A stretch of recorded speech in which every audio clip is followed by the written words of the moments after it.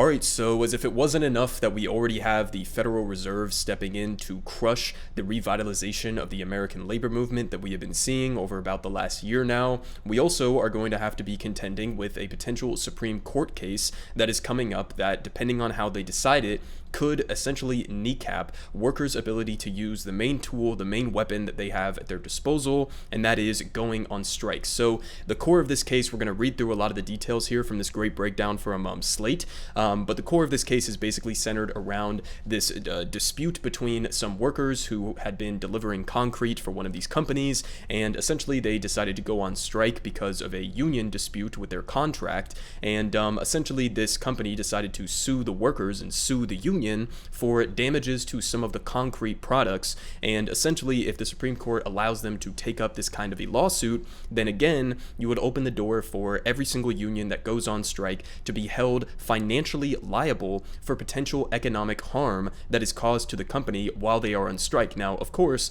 that would be absolutely catastrophic to the actual ability for workers to engage in collective actions, to demand better benefits, better pay, better working conditions, etc., because you would be having to deal with the possibility of these companies suing your union for economic damages. And keep in mind, I mean, economic harm to the company is kind of like the whole fucking point of going on strike, right? That's how you have leverage over some of these billion-dollar or even trillion-dollar companies, is by withholding your labor that is providing the value for these companies and giving them the billions of dollars in profit that they are making off of these workers' backs. So with that little intro here, let's go ahead and get into some of the details. So here from Terry Gerstein and Jenny Hunter, they say the Supreme Court could not have timed its latest attack on unions any worse. They start off here saying Amazon workers in California's Inland Empire plan to strike on Friday. They're not alone. Strikes are happening everywhere these days. It's no surprise because workers across the United States are obviously fed up with poor working conditions and unlivable wages amid ballooning corporate profits.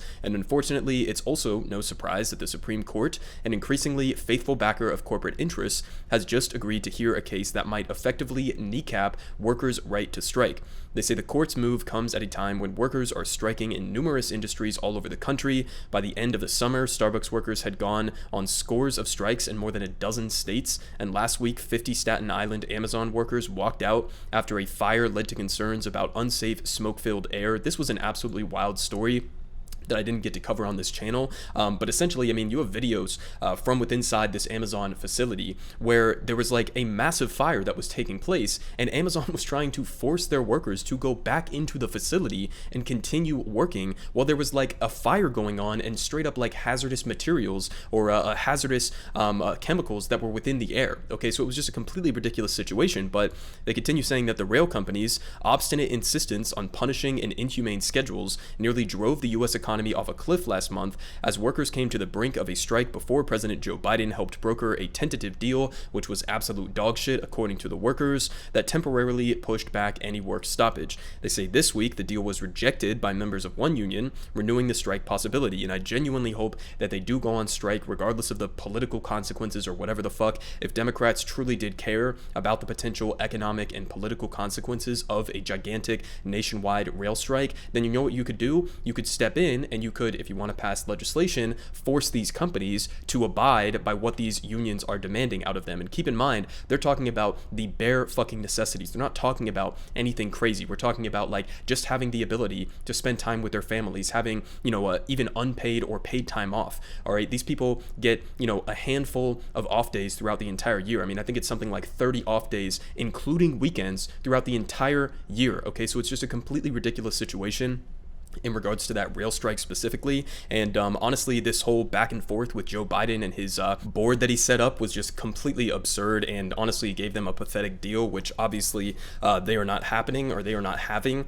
But they continue saying that nurses, factory workers, teachers, timber workers, mental health workers, and graduate workers have all recently struck or voted to authorize strikes. So this is absolutely amazing. Obviously, again, the revitalization of the American labor movement. We have been covering this on this channel. So many different gains and at the same time, right as we are starting to get some of these gains, you have now the Federal Reserve and also the Supreme Court stepping in to protect corporate America. So, I mean, obviously this is not a surprise. The Federal Reserve, the Supreme Court, they're both inherently institutions that will always side with the interests of capital against the interests of workers. And so I wouldn't be surprised if this case is decided in favor of the corporation, which again would have effects not just for the workers in question at this specific concrete corporation, but would also have reverberating effects around the entire country. So they continue here saying that in the midst of all of this labor action, the court earlier this month agreed to hear a case asking whether workers should have to face crippling lawsuits if they exercise their right to strike.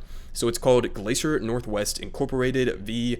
International Brotherhood of Teamsters Local Union 174. They say given the court majority's recent history of extreme hostility to workers' exercise of collective power, this development is seriously concerning. It's honestly just fucking ridiculous that they're even hearing this case. Okay, this is not usual that you would take up a case like this given the nature of it, but they say everyone who cares about workers' rights should be paying close attention.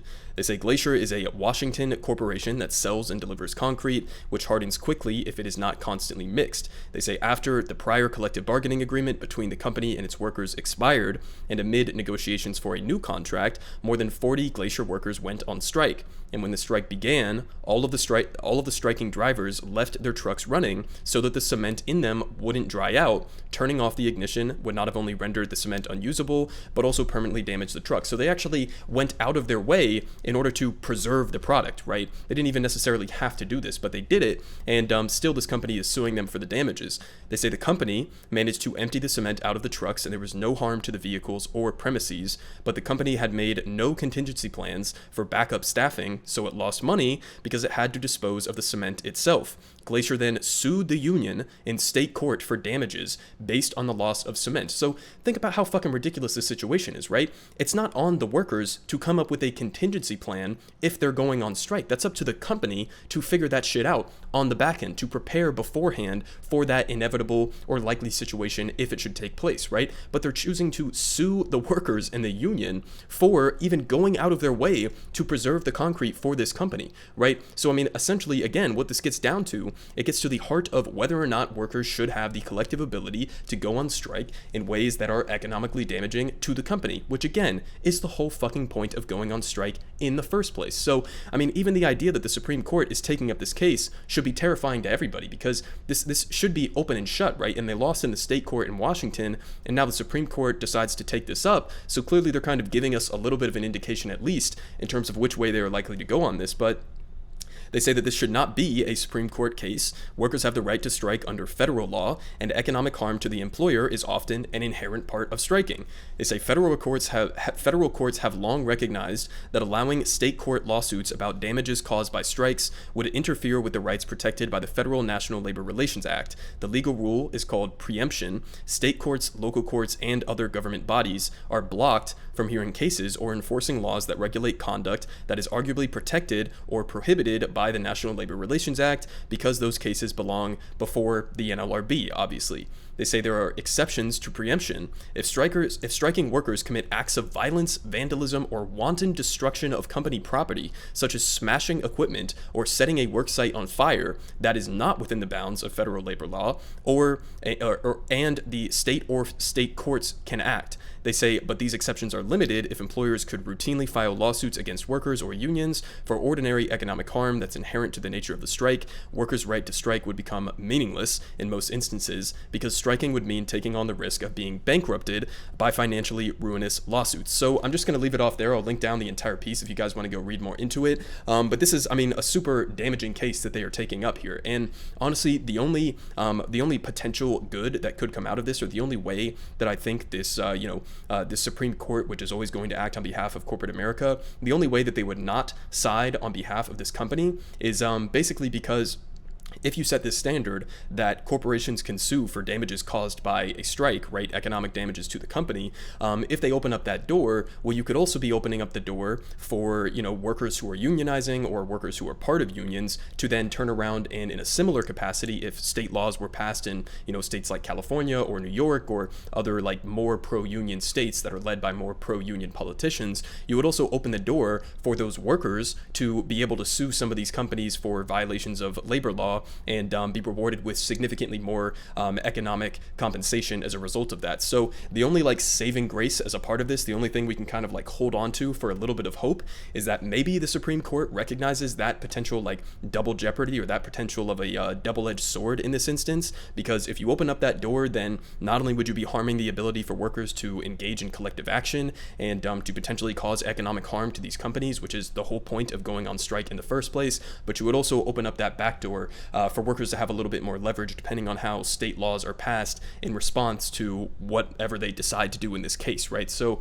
I just thought that I would give you guys a little bit of a rundown in terms of what we can expect on the horizon. Obviously, the Supreme Court has already been engaging in extremely political acts. The idea that they are somehow like independent or apolitical is just completely fucking ridiculous. And obviously, again, this is not a typical case that the Supreme Court would even be hearing in the first place. And clearly, I think the fact that they have decided to take this case up, could give us some sort of an indication in terms of where this may be going. But I'll keep you guys updated once we get a little bit more information, and maybe once we hear which way that they start to lean. But if they end up following through on this is going to be, on top of the actions of the Federal Reserve and hiking interest rates and trying to crush the labor movement. This is something that could have serious consequences for, every single worker who wants to engage in collective action, who wants to join a union for the foreseeable future. Everyone is saying good politic guy has the best politic. Believe me, no one does it like him.